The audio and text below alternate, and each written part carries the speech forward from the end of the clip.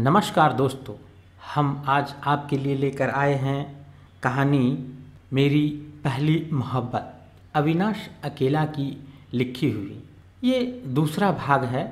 पहला भाग हमने ऑलरेडी अपलोड कर दिया है, तो मेरे चैनल को लाइक और सब्सक्राइब करें। अपनी बाइक पर लेकर उसे जब पटना की सड़कों पर निकलते थे तो सारी लोगों की नज़र हम दोनों पर टिके रहता था।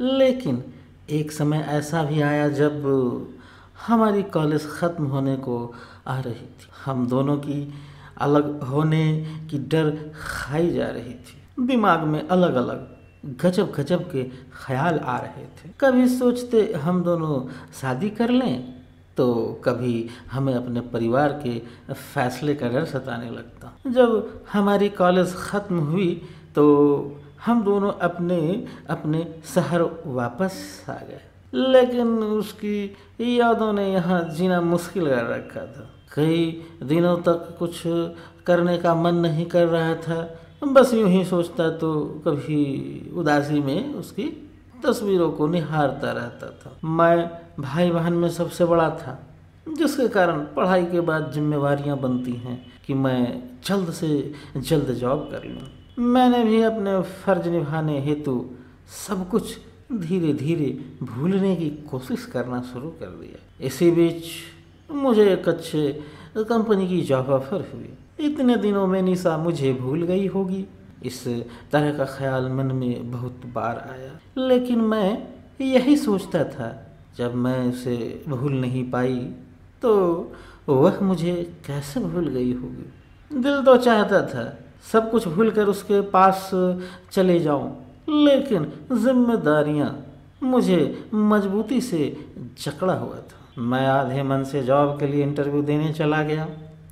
मुझे इस जॉब में कोई इंटरेस्ट नहीं था, मगर फिर भी उस जॉब के लिए चला गया। जैसे नदियों का पानी बिना सोचे समझे समुद्र की तरफ चला जाता है, ठीक मैं भी उसी तरह बिना सोचे समझे चला जा रहा था। अब मैं इंटरव्यू के लिए ऑफिस पहुंच चुका था।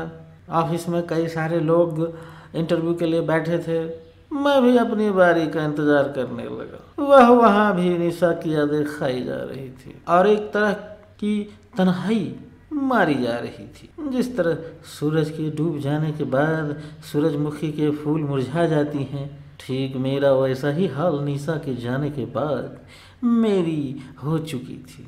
बैठा तो था लोगों के साथ, लेकिन फिर भी यहाँ भी मैं अकेला महसूस कर रहा था। कुछ समय बाद मेरी भी बारी आ चुकी थी। सर, इंटरव्यू के लिए आपको अंदर बुलाया जा रहा है, उस कंपनी के एक कर्मचारी ने मेरे पास आकर बोला। ओके कहकर मैं ऑफिस के दरवाजे को हल्के से धक्का देकर अंदर गया। बड़ी बड़ी आँखें, रौदार चेहरा, चेहरे पर कड़क सवाल और वाले हल्के सफ़ेद एक व्यक्ति कुर्सी पर बैठा था। उन्होंने मुझे बैठने का इशारा किया। इसके बाद उन्होंने पूछा, नाम क्या है? जी, राजू अग्रवाल, मैंने कहा। जिसके बाद उन्होंने कई सवाल पूछा, जिसका जवाब मैं पूरी कॉन्फिडेंस के साथ देता गया। उन्होंने कुछ अजीब तरह के सवाल भी पूछे, जैसे तुम्हारे पिताजी क्या करते हैं, तुम कितने भाई बहन हो। इन सवालों के अलावा और भी कई सवाल पूछे, पर मैंने सभी प्रश्नों का जवाब बिल्कुल सही देता है गया। क्या किसी से प्यार करते हो? उनका यह प्रश्न सुनकर मैं स्तब्ध रह गया। भला जॉब के लिए इस तरह का प्रश्न कौन पूछता है? मैंने इस प्रश्न का जवाब खामोश रहकर ही देना उचित समझा। इस प्रश्न को सुनकर ऐसा लग रहा था यह जॉब इंटरव्यू कम और मैरिज इंटरव्यू ज़्यादा लग रही थी। तुम मुझे बहुत पसंद हो, उन्होंने बोला। अपने दाएं हाथ से रिंग बेल का बटन दबाकर किसी को बुलाया। इन्हें लेकर मैडम के केबिन में जाओ। उन्होंने आदमी को आने के बाद कहा। मैं उस आदमी के साथ दूसरे केबिन की तरफ चला गया। मन में चल रहा था, नौकरी मिलेगी या ऐसे ही वापस लौटना पड़ेगा। अगर नौकरी मिल जाएगी तो अच्छी, वरना मैं जब दूसरे केबिन के अंदर गया तभी मुझे आवाज़ सुनाई पड़ी, साहब बोलो कितना सैलरी लोगे। जब मैं कुर्सी पर बैठा देखा तो मेरी आंखें खुली की खुली रह गई। पूरे शरीर में बिजली सी दौड़ गई।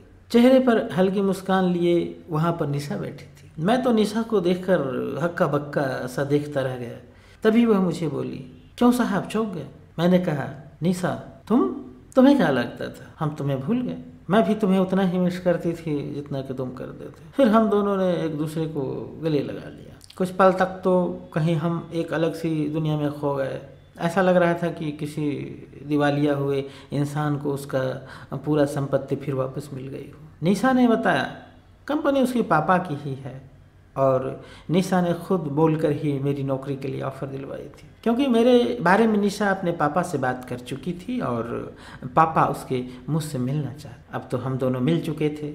उसके बाद हम दोनों की शादी हमारे परिवार की रजामंदी से कर दिया गया। जन्मों जन्म तक साथ निभाने की वचन देकर आज हम दोनों साथ। मैं बहुत खुश हूँ कि मुझे मेरा पहला प्यार मिल गई और भगवान से प्रार्थना करता हूँ कि मुझे अगले जन्म में भी इतना ही प्यार करने वाले निशा ही मिले। न चाहत है मुझे इन सितारों की, न चाहत है इन बहारों की, तू हमेशा मेरे साथ रहे, यही चाहत है तेरे दीवाने की। दोस्तों, कैसी लगी ये कहानी आपको? कमेंट करके हमें बताएं। हम फिर से आपके लिए लेकर आएंगे एक नई कहानी।